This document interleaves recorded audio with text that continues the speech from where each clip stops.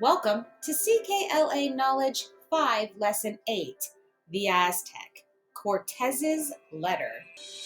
Our purpose for listening today is we want to be able to identify the parts of a letter.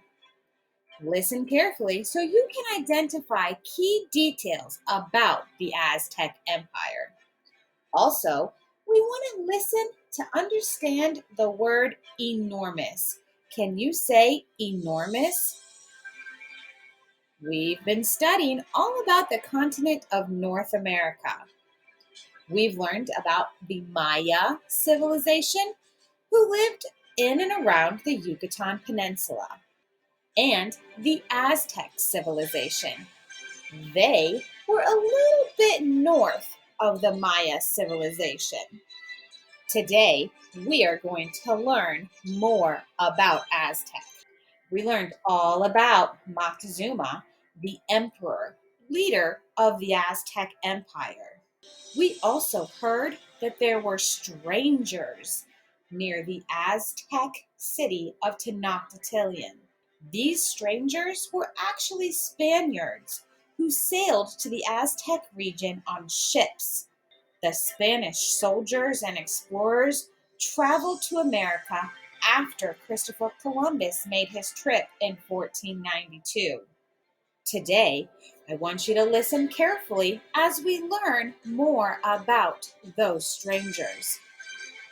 Today, we're going to learn all about the actual letter from Cortes, the leader of the Spaniards who sailed to Mexico.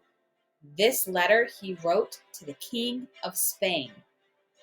Cortes describes Emperor Moctezuma and the capital city of Tenochtitlan.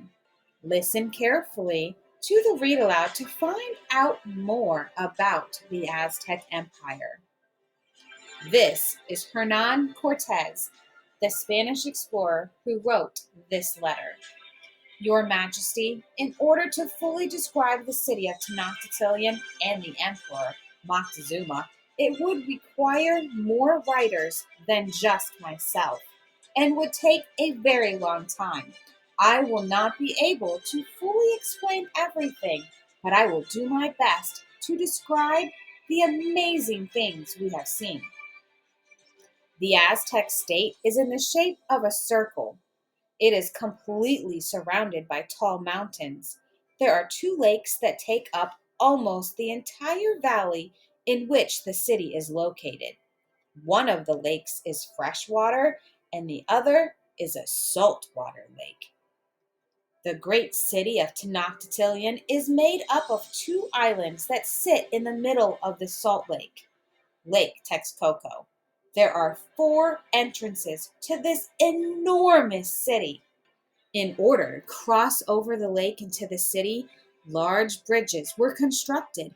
The bridges are so wide that as many as 10 horses walking side by side could cross them.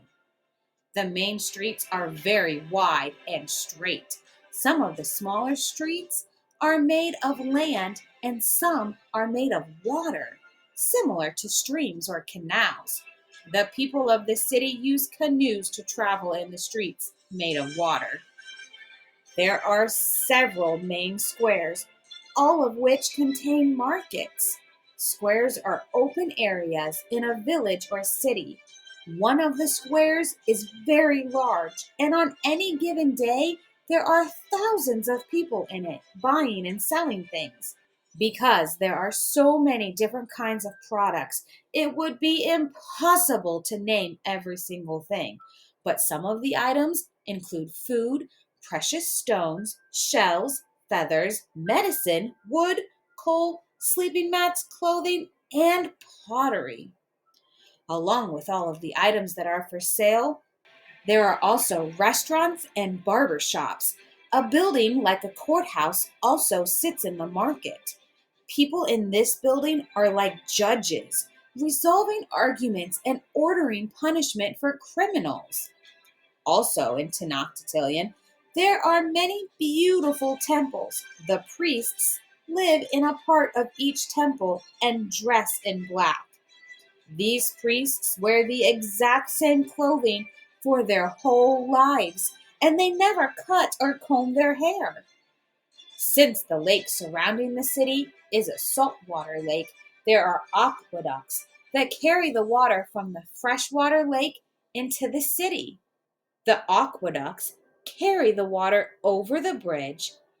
Once over the bridge, the water is distributed throughout the city to be used for drinking and for other purposes. The water from the aqueducts make up the whole city's water supply. It is quite amazing to see. Order has been established and is well kept in the city.